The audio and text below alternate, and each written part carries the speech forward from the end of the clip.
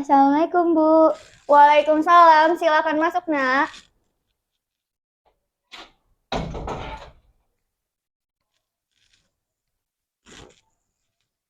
Silakan duduk, Nak. Terima kasih, Bu. Gimana kabar kamu hari ini? Alhamdulillah sehat. Alhamdulillah, sehat ya. Gimana perasaan kamu sekarang? Seneng, Bu. Wah, apa tuh yang membuat kamu senang? Karena tadi saya tampil di sekolah. Oh, tadi pagi ya kamu habis tampil ratas ya? Iya. Kreativitas. Oke, tadi Ibu juga lihat keren banget loh penampilan kamu. Terima kasih, Bu.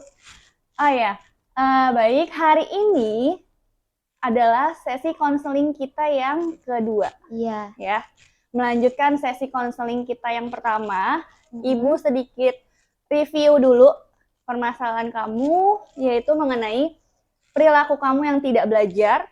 Iya. Karena kamu sering memainkan handphone hingga lupa waktu dan juga kamu kelelahan latihan paskibra. Iya. Sehingga kamu mempunyai waktu belajar yang sangat sedikit, ya. Iya. Dan itu membuat kamu nilai-nilainya menjadi turun. Benar ya? Benar. Oke. Ibu juga mau mengingatkan kembali ya, asas-asas konseling kita hari ini sama seperti asas konseling sebelumnya. Oh. Ya, kamu masih ingat? Masih? Ya. Yang pertama itu ada asas kesukarelaan.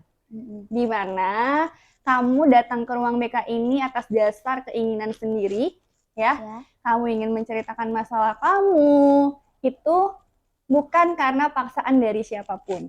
Oh, ya. Kemudian yang kedua, asas kerahasiaan. Apapun yang kamu ceritakan, itu akan dijaga kerahasiaannya. Oke. Ya. Kamu jadi nggak usah khawatir. Aduh Bu, nanti masalah saya kira-kira bakal bocor nggak ya? Tidak. Karena di sini ada yang namanya asas Kerahasiaan. Ya, betul. Kemudian ada namanya asas keterbukaan. Jadi, Ibu harap kamu di sini terbuka, ya. Apa yang kamu ungkapkan mengenai masalah, perilaku, pikiran kamu, perasaan kamu ungkapkan dengan terbuka, tanpa ada yang ditutup-tutupi. Paham? Paham, Bu. Oke. Kegiatan konseling kita hari ini, ya, Ibu akan menggali lebih dalam mengenai perilaku bermasalah kamu, penyebabnya apa, kemudian juga konsekuensi-konsekuensi yang kamu alami dari perilaku bermasalah kamu itu. Iya. Kemudian nanti kita juga akan melihat apa yang menjadi motivasi kamu. Dan kita akan menerapkan teknik self-management. Oke. Ya. Iya. Teknik self-management itu adalah teknik untuk membantu permasalahan kamu, untuk mengatur perilaku kamu, ya, di mana ada beberapa komponen. Nanti kamu di situ akan menentukan perilaku sasaran yang ingin kamu capai. Kemudian kamu memonitoring perilaku tersebut, kemudian memilih strategi dan menerapkannya, dan terakhir kamu evaluasi. Baik, Bu. Paham? Paham. Oke. Gimana? Sudah siap belum nih untuk kita konseling hari ini? Sudah? Sudah siap ya? Iya. Oke. Ibu pengen tahu nih ya, kegiatan kamu sepulang sekolah dari hari Senin sampai Jumat itu biasanya ngapain aja kegiatannya? Kalau sudah pulang sekolah, biasanya saya ganti baju, makan, sholat asar, habis itu langsung main HP, Bu. Oke, berarti kegiatan kamu main HP itu dari jam berapa sampai jam berapa? Dari sehabis pulang sekolah, terus nanti jam sholat maghrib saya berhenti sampai jam 12 malam lanjut lagi. Oh, berarti kamu biasanya bermain HP itu pulang sekolah setelah sholat asar ya, sampai berhenti itu pas mau sholat maghrib. Iya. Setelah sholat maghrib kamu main HP lagi sampai jam 12. Jam 12. Berarti itu durasinya lumayan banyak sekali ya. Ada sekitar lebih dari 5 jam. Nah, kemudian kalau aktivitas kamu dari hari Sabtu dan Minggu itu biasanya kegiatannya apa aja? Ya, paling di rumah nonton K-pop sih, Bu. Kalau ada paskib, saya paskib. Tapi kalau nggak ada, ya saya di rumah aja main HP. Ya, berarti kan kamu juga bilang nih, latihan paskibra itu membuat kamu merasa lelah di sesi konseling sebelumnya. Nah, Iya. biasanya kamu latihan paskibra itu jadwalnya setiap hari apa saja? Kalau ada lomba, Mm-mm. biasanya saya setiap hari dari hari Senin sampai hari Sabtu. Minggunya itu libur. Tapi kalau hari biasa dari hari Kamis sama cuma Sabtu aja sih. Oh, berarti kalau hari tidak ada lomba nih, biasanya kamu latihannya itu setiap hari Kamis dan Sabtu. Iya, Kalau misalnya lomba, berarti setiap hari. Itu iya. sangat membuat kamu merasa kelelahan. Mm-mm. Nah, kalau latihan paskibra, hari biasa kan hari Kamis, itu pulangnya jam berapa sampai rumah? Kalau itu pulang sekolah Mm-mm. sampai jam 5 biasanya. Oke. Kalau enggak, habis maghrib baru pulang. Berarti sampai sore ya, setelah Iya, pulang sekolah latihan paskibra dan sampai rumah itu jam 5 atau jam maghrib. iya, Kemudian ya, dari sesi konseling sebelumnya juga kan kamu mengatakan bahwa kamu tuh suka bermain handphone ya. Nah, mm-mm. biasanya itu alasan kamu bermain handphone sampai lupa waktu itu apa sih gitu? Saya karena suka K-pop, Mm-mm. saya biasanya cari-cari tahu tentang K-pop di internet, saya cari di YouTube, atau saya tanya-tanya teman-teman Mm-mm. saya. Berarti kamu membuka handphone, menghabiskan waktu untuk bermain handphone sampai lupa waktu itu untuk mencari informasi tentang K-pop. Iya, Nah, sebelumnya kan juga kamu bilang ya, kalau kamu ini perilaku kebiasaan kamu bermain handphone ini sudah sejak kelas 8 di semester 2. Nah, iya. apakah semenjak itu kamu sudah menyukai K-pop atau gimana? Awal-awalnya saya cuma tahu dari teman saya, Bu. Mm-mm. Terus lama-kelamaan saya tertarik. Akhirnya Mm-mm. teman-teman saya mulai nyeritain lagi tentang hal K-pop. Nah, di situ saya mulai cari di internet, YouTube, sampai akhirnya saya jadi kecanduan, Bu. Oke, jadi dari teman-teman juga sehingga kamu semakin tertarik dengan K-pop itu ya, dan kamu Iya. merasa itu sudah menjadi edik atau Mm-mm. candu. Nah, kemudian tadi kan kita sudah tahu nih ya, durasi kamu bermain handphone itu sampai lebih dari 5 jam dalam sehari ya. Iya. Itu sudah melewati batas ya. Dan kemudian ibu pengen tahu nih, coba kita lihat biasanya kamu kalau bermain handphone itu dalam 1 minggu nih berapa kali? Nggak kehitung sih Bu, setiap Mm-mm. saya dapat notif apapun pasti saya selalu pegang handphone. Bahkan Mm-mm. makan pun saya kadang sambil main handphone. Wah, berarti itu memang sudah membuat kamu ketergantungan dengan handphone ya. Iya, Bahkan sampai makan pun tidak bisa lepas dari handphone. iya. Berarti hampir setiap hari juga kamu menggunakan handphone ya. Mm-mm.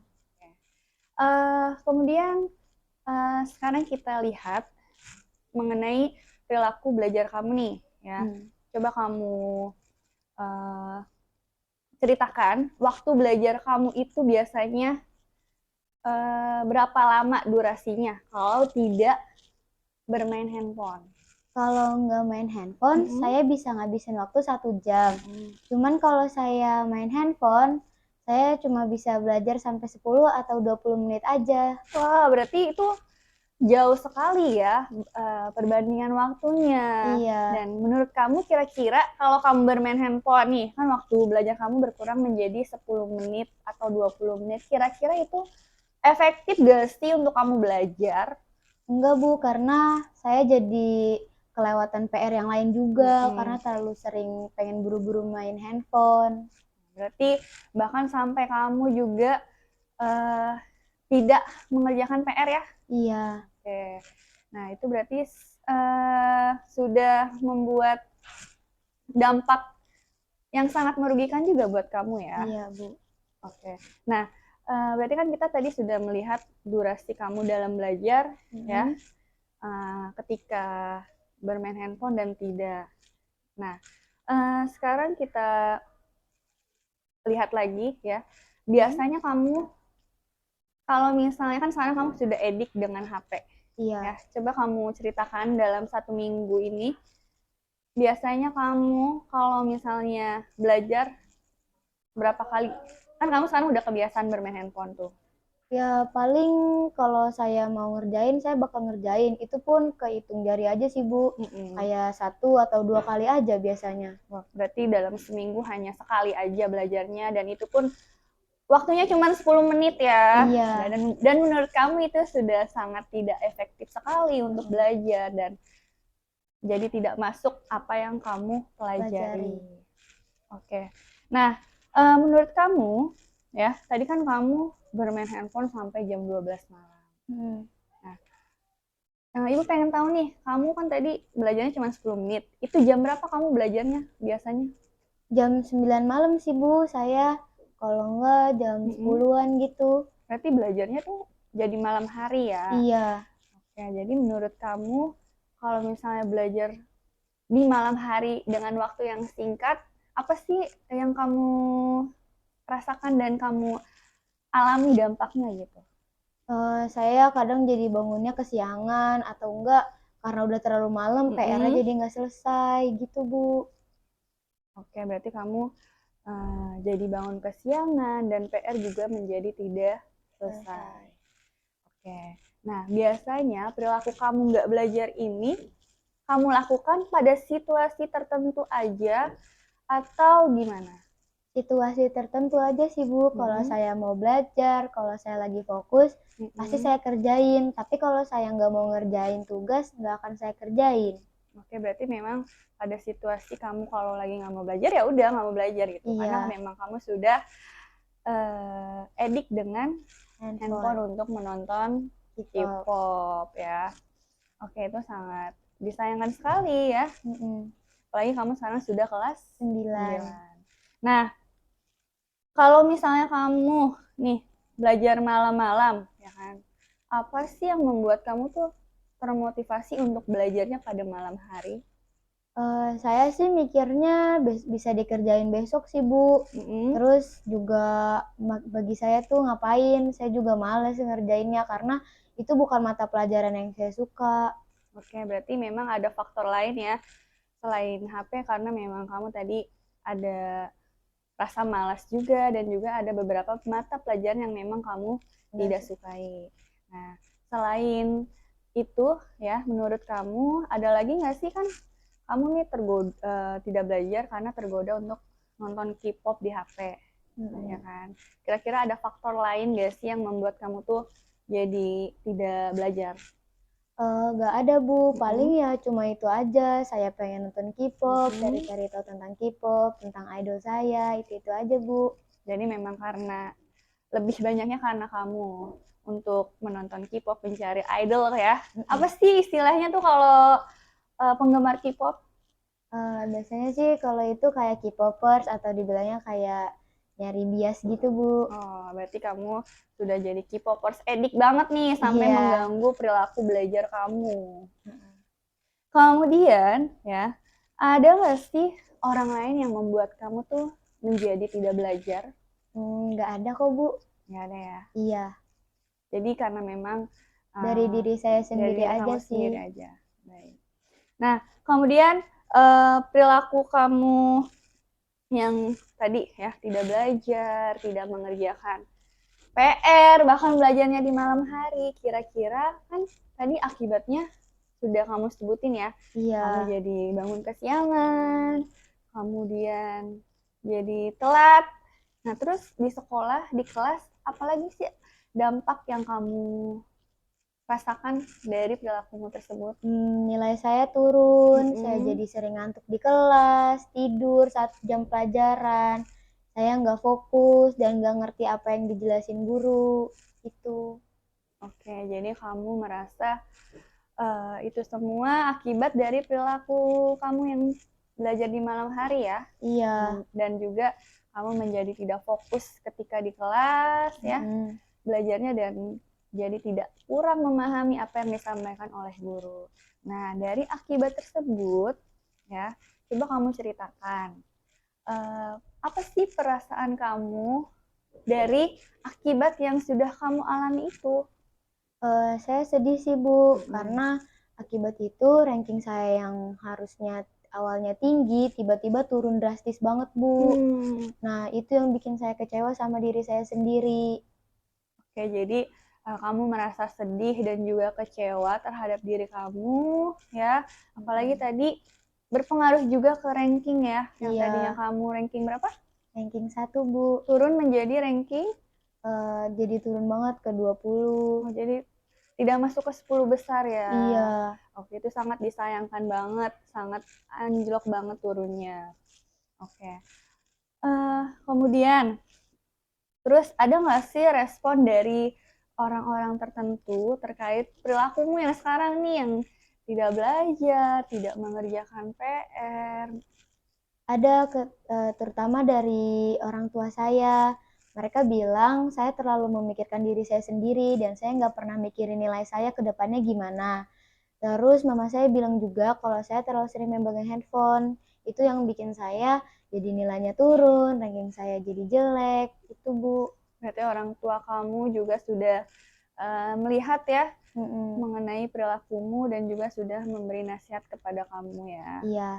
Nah, kemudian apakah ada akibat lain selain yang tadi sudah kamu ceritakan ke ibu yang kamu rasakan lagi selain yang tadi? Ada, Bu. Paling ya kayak saya selalu dicap jelek sama guru karena nilai saya sering kosong, atau saya jadi selalu nggak mau ngerjain tugas-tugas yang mereka kasih, saya milih diem aja. Itu, Bu. Oke, berarti ada lagi ya ternyata kamu jadi mendapat judge yang kurang baik dari Iya. guru-guru mata pelajaran karena perilaku kamu yang tidak mengerjakan tugas-tugasnya. Nah, terus menurut kamu nih ya, apakah itu sangat mengganggu kamu atau gimana? Mengganggu, Bu, terutama untuk diri saya ke depannya pasti. Kalau saya terus-terusan selalu bermain handphone dan mengandalkan handphone sebagai sarana bahagia saya, pasti akan mengganggu pikiran dan fokus saya, Bu. Ya, berarti itu memang sangat mengganggu kamu ya. Kamu sudah menyadari bahwa iya, perilaku tersebut sudah mengganggu kamu, mengganggu pikiran, tingkah laku kamu, bahkan semua nilai-nilai kamu pun turun drastis, tidak sesuai target lagi. Iya. Oke. Nah, sekarang kalau misalnya nih kamu ya sudah kan kamu udah ada keinginan untuk berubah dengan kamu datang ke ibu, ke sini kita konseling ya kan. Nah, kira-kira kalau misalnya kamu sudah bisa mengatasi perilakumu tersebut itu, ya kan? Kira-kira apa sih nanti yang akan kamu rasakan ketika kamu tuh sudah bisa mulai belajar kembali dengan fokus dan bisa mengerjakan tugas-tugas kamu dan menjadi orang yang lebih bertanggung jawab lagi?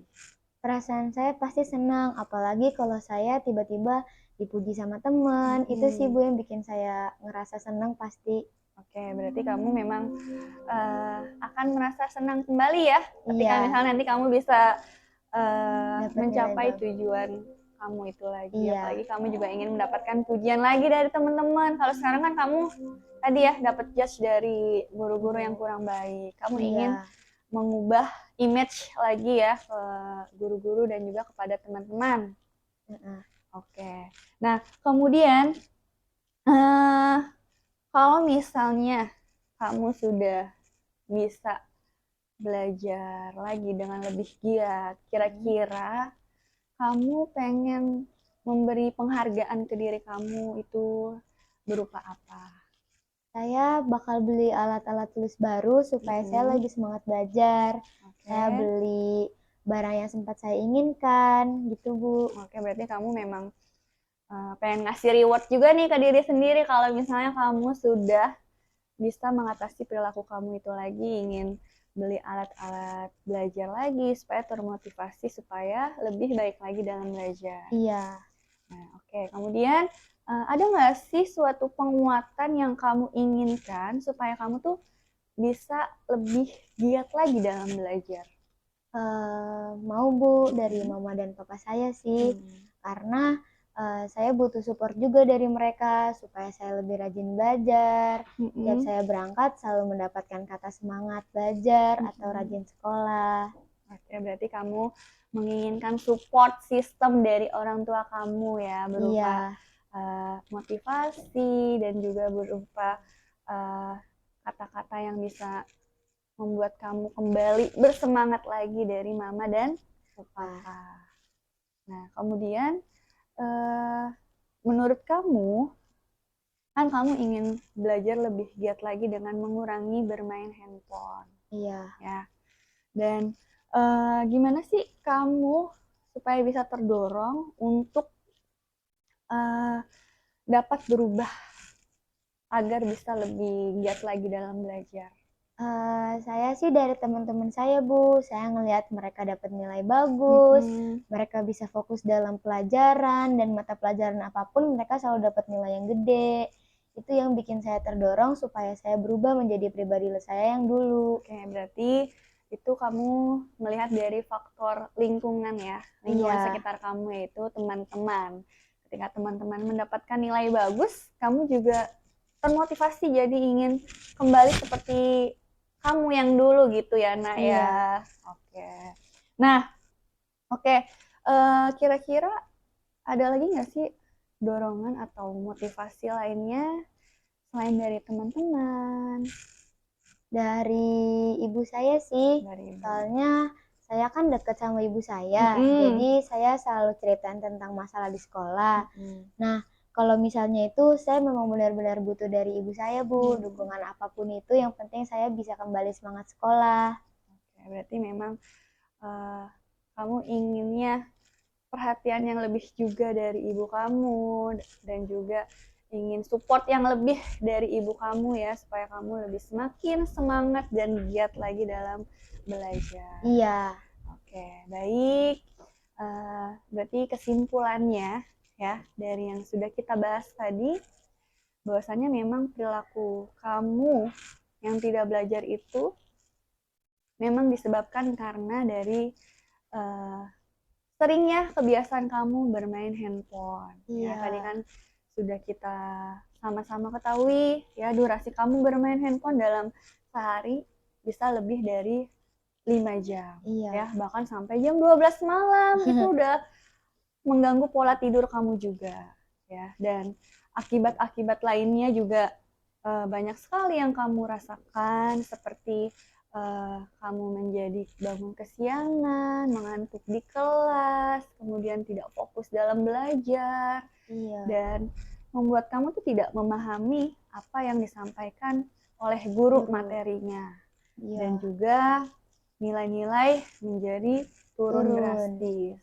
Nah, oh ya, kebetulan kan kemarin minggu lalu kita kan habis ATS. Nah, itu nilai-nilai kamu gimana? Kurang memuaskan sih, Bu. Kurang memuaskan ya. Coba deh kamu sebutkan 2 mata pelajaran yang targetnya, misalnya kamu targetnya ada yang nilainya 90, targetnya 90, tapi ternyata berapa dapatnya? Ada nggak? Matematika sama IPA. Oh, jadi kamu waktu MTK dan IPA targetnya berapa? Target saya sih nyampe 90, tapi ternyata nggak sampai. Berapa yang kamu dapat? Dapat 64. Berarti itu di bawah KKM ya. Itu Iya. MTK. Kalau IPA? Kalau IPA saya sih targetnya pasti juga sama, nilainya besar. Tapi saya ternyata dapatnya kecil, termasuk remet juga sih, 64 juga. Berarti memang dapat di bawah KKM dua-duanya itu ya. Iya. Nah, itu juga sudah sangat kelihatan juga dari nilai ATS yang sudah kamu dapatkan. Nah, dan tadi juga kamu bilang ya, itu sangat membuat kamu merasa kecewa kepada diri kamu, dan kamu juga merasa sedih dan merasa bersalah. Ranking juga sangat turun drastis. Iya. Nah, itu kesimpulannya hari ini. Ya, sekarang kita akan menerapkan teknik self management. Ya, tadi kan Ibu di awal sudah jelaskan apa itu self management. Ya, nanti kamu isi di sini.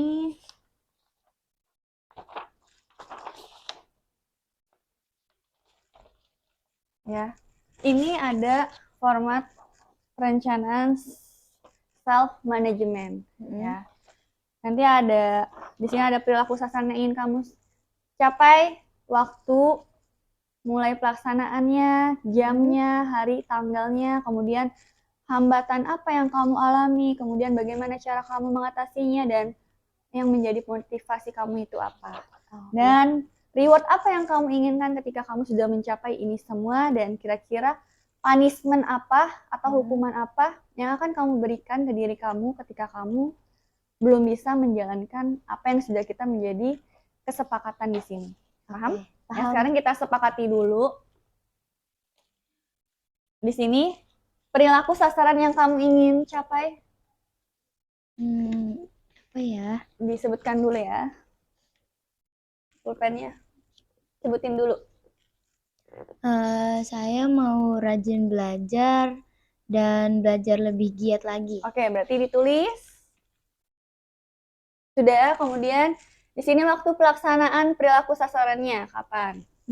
Sepulang sekolah setelah makan, mandi, ganti baju, dan sholat asar. Oke, dari jam berapa sampai jam berapa kamu belajarnya? Jam 4 sampai jam 5.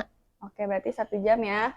Jam 4 sampai jam 5, tulis tanggalnya, mau mulai dari hari apa? Berarti kan mulai hari ini, tanggal berapa hari ini? Tanggal 9. Oke, tulis tanggal 9 sampai 30 Oktober. Oke, berarti kita membuat kesepakatan mulai tanggal 9 sampai 30 ya. Iya. Di sini hambatan perilaku sasaran, apa kira-kira hambatan yang kamu alami nantinya? Tidak bisa berhenti bermain handphone dan selalu ingin memegang handphone. Oke, tulis. Nah, selanjutnya di sini gimana cara kamu mengatasinya? Memberikan handphone saya kepada orang tua. Berarti handphonenya dikasih ke orang tua, tulis. Nah, selanjutnya faktor pendorong perilaku kamu kira-kira apa sih? Tulis. Melihat teman-teman mendapatkan nilai bagus dan dapat fokus belajar. Oke, silakan ditulis. Dah. Dan yang terakhir, motivasi apa yang membuat kamu bisa melakukan program ini?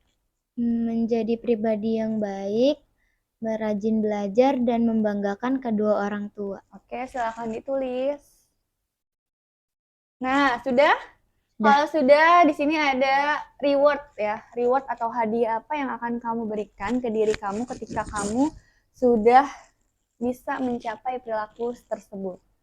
Membeli barang yang sempat saya inginkan, membeli alat tulis agar lebih semangat belajar. Oke, silakan ditulis. Oke, nah. Yang terakhir di sini ada punishment tadi. Punishment atau hukuman apa yang akan kamu berikan kepada diri kamu ketika nanti kamunya belum bisa, misalnya ada 1 hari di mana kamu tidak menjalankan kesepakatan yang sudah kita buat di sini. Apa kira-kira? Menyuruh ibu atau ayah untuk menyita HP saya ketika saya mengulangi hal yang sama. Oke, silakan ditulis. Sudah?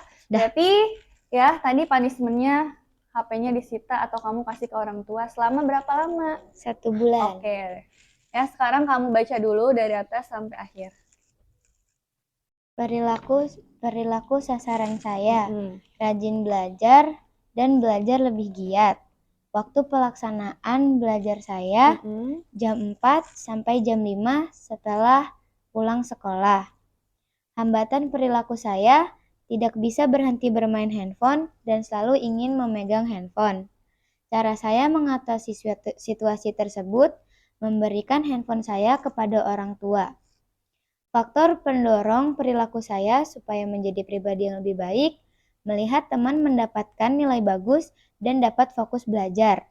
Motivasi untuk diri saya menjadi pribadi yang lebih baik, rajin belajar, dan membanggakan kedua orang tua.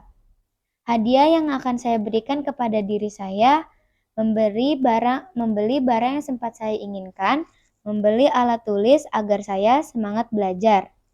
Hukuman untuk diri saya, menyuruh ibu atau ayah saya menyita handphone ketika saya mengulangi hal yang sama. Oke, berarti kamu sudah tahu ya program yang akan kita jalankan untuk kamu ke depannya mulai hari ini sampai tanggal 30. Nah, ini Ibu ada format observasi diri ya. Ini untuk memonitoring perilaku kamu dalam menjalankan program self management ini ya. Ibu jelaskan sedikit ya. Ini ada hari tanggal nanti kamu tulis, kamu isi setiap hari mulai hari ini berarti. Kemudian belajar pelajaran apa tulis, kemudian PR apa yang kamu kerjakan, waktu mulai belajar dan selesai belajarnya apakah sudah sesuai dengan yang sudah kita sepakati tadi. Oke. Ditulis di sini. Ya. Di sini PR-nya selesai atau tidak, kemudian hal yang dilakukan sambil belajar, kemudian perilaku atau kegiatan apa lagi yang kamu kerjakan. Ya, paham? Oke, Ada paham, Bu. pertanyaan ini? Enggak, Ya, itu aja. oke. Nanti format observasi ini kamu bawa pulang ya. Ya, Nanti kamu bawa lagi di pertemuan sesi konseling kita selanjutnya di tanggal 30 dengan berakhirnya program self management ini. Baik. Paham ya? Paham, Bu. Oke. Nah, menurut kamu kira-kira apakah program self management yang sudah kita sepakati bersama, apakah menurut kamu efektif? Pastinya efektif karena semua kegiatan saya dari mulai saya belajar, mengerjakan PR sudah tertulis jelas di kertas ini.